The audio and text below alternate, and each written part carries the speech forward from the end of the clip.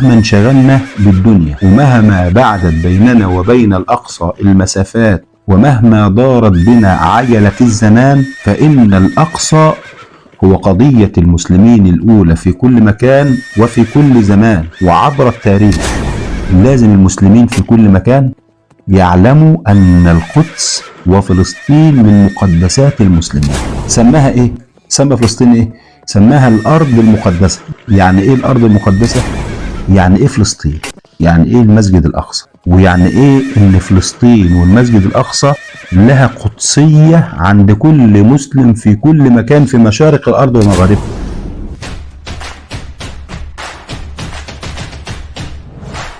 الحمد لله رب العالمين ولا عدوان إلا على الظالمين، وأشهد أن لا إله إلا الله ولي المتقين، وأشهد أن محمدا عبده ورسوله صلى الله عليه وآله وسلم. ثم أما بعد، انتصف شهر رجب، كل عام وأنتم إلى الله أقرب، وأسأل الله تبارك وتعالى في عليائه ونحن تحت سمائه أن يتقبل فيه طاعتكم، وأن يبلغنا رمضان، وأن يعيننا أن يرى منا ربنا سبحانه وتعالى في أنفسنا وفي أعمالنا خيرا. اللهم آمين آمين آمين. طبعا في شهر رجب في كل عام وفي خواتيم رجب بيحتفي المسلمون في كل مكان بذكرى عظيمة جدا، ذكرى الإسراء والمعراج. كنت عايز أوجه الرسالة ديت للعلماء وللدعاة إلى الله تبارك وتعالى في مشارق الأرض ومغاربها. عايز أقول لكل العلماء وكل الدعاة إلى الله في كل مكان إن في واجب حتمي لازم عليهم في هذه الأيام وفي هذه الأحداث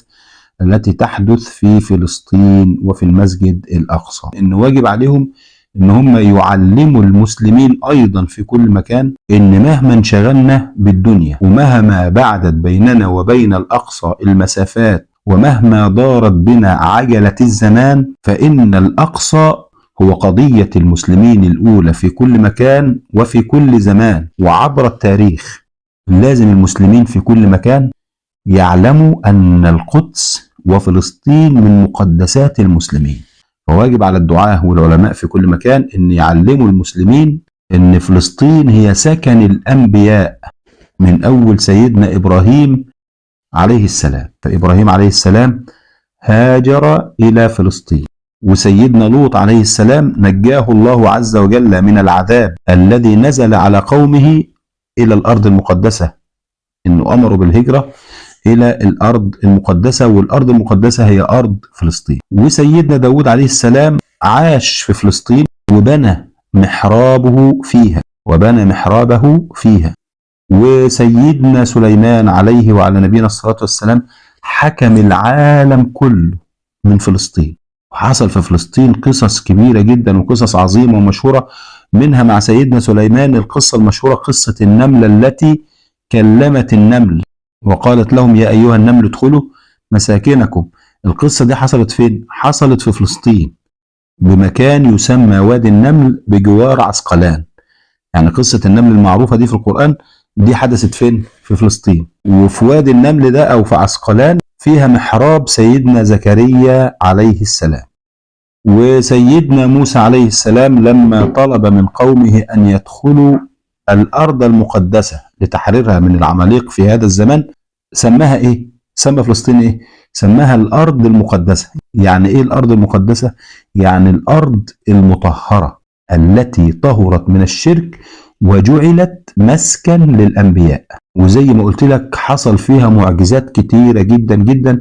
دور الدعاة في الأحداث إن هم يعرفوا الناس يعني إيه فلسطين، ويعني إيه المسجد الأقصى، ويعني إيه هي قدس من مقدسات المسلمين. من المعجزات العظيمة التي لا تنسى واللي حصلت برضه في فلسطين هي ولادة سيدنا عيسى عليه السلام من أمه مريم ابنة عمران وهي فتاة لم يسبق لها الزواج. وفي معجزة تانية برضه حصلت مع سيدنا عيسى عليه السلام في نفس المكان، لما تآمر اليهود على قتله رفعه الله تبارك وتعالى ونجاه من مكرهم ومن كيدهم. ربنا عز وجل بيقص علينا قصة مريم عليها السلام لما أمرت بأن تهز جذع النخلة بعد الولادة. تخيل امرأة في أكثر حالات ضعفها بعد الولادة، فهز إليك بجذع النخلة تساقط عليك رطبا جنية. ده كان فين؟ ده كان في فلسطين. وفي لسه المعجزات لم تتوقف على أرض فلسطين، من علامات الساعة أيضا هيحصل معجزات في فلسطين. زي إيه؟ زي أن عيسى عليه السلام الذي رفعه الله تبارك وتعالى ونجاه من كيد اليهود هينزل في علامات الساعة الكبرى، هينزل ويقتل المسيح الدجال عند باب اللد بفلسطين. ودي من المعجزات اللي هتحدث في المستقبل في أرض فلسطين. ففلسطين هي أرض المحشر والمنشر، هي أرض الإيه؟ المحشر والمنشر. وعلى أرض فلسطين سيقتل يأجوج ومأجوج، وده طبعا لسه هيحدث في آخر الزمان في علامات الساعة الكبرى. وقصص كتير جدا مسرح أحداثها كان أرض فلسطين، زي قصة مثلا طالوت وجالوت، واقرأ عنها في خواتيم سورة الإيه؟ البقرة. فأنا بقول إن واجب على العلماء والدعاة أن يعلموا المسلمين في كل مكان يعني إيه فلسطين، يعني إيه المسجد الأقصى، ويعني إيه إن فلسطين والمسجد الأقصى لها قدسية عند كل مسلم في كل مكان في مشارق الأرض ومغاربها، ليس فقط عند الفلسطينيين.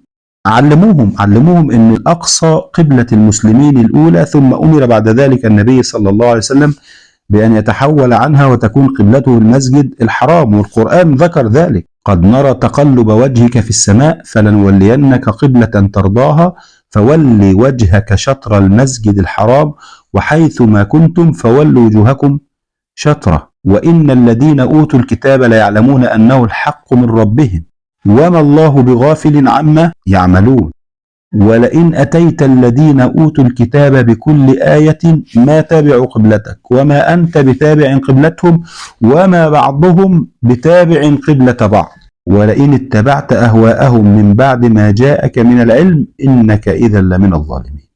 القرآن بيتلى في المصحف بيثبت أن القدس وفلسطين أراضي مقدسة للمسلمين، لها قدسية في نفوس المسلمين في مشارق الأرض ومغاربها. علموهم واحنا في الشهر ده ان رحلة الإسراء والمعراج كانت من الأقصى إلى السماء، وفي الأقصى صلى النبي صلى الله عليه وسلم بالأنبياء إماما، ومنه من الأقصى عرج به إلى السماء سبحان الله، وفي السماء العليا فرضت عليه الصلاة في هذه الرحلة.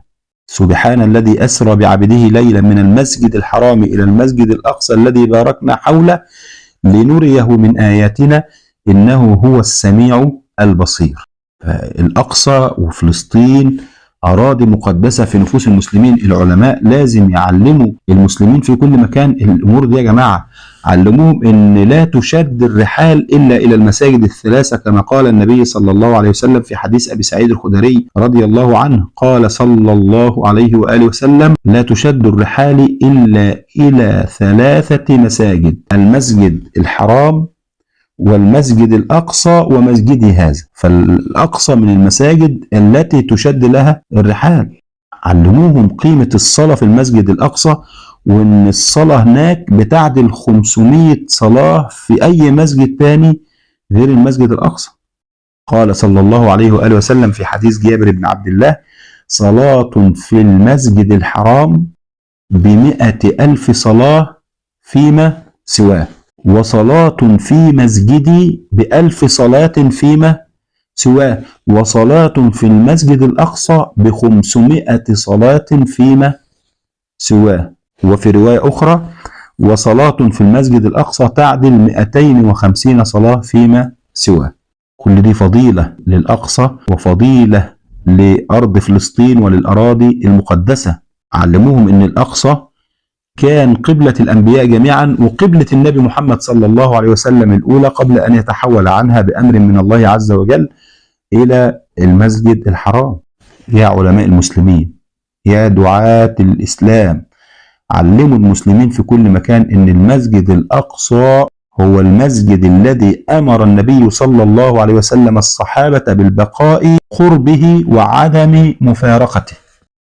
روى الإمام أحمد بن حنبل في مسنده عن ذي الأصابع قال: قلت يا رسول الله إن ابتلينا بالبقاء بعدك أين تأمرنا؟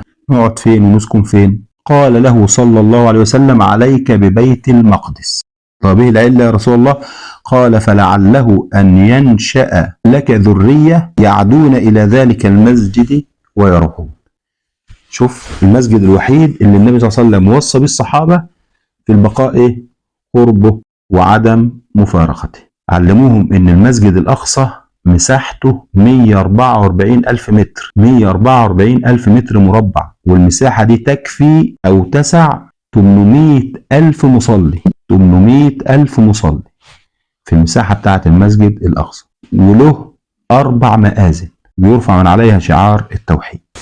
علموهم انتوا على المنابر ان من صميم عقيدة المسلم حب المسجد الأقصى ومحبة استرداده، ومن عقيدة المسلم مناصرته للأراضي المقدسة.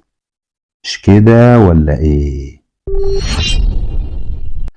لو عجبك الفيديو واستفدت منه ما تنساش تعمل لايك وشير وسبسكرايب، دعم الفيديو عشان تساعد على انتشاره. جزاكم الله خيرا، والسلام عليكم ورحمة الله وبركاته.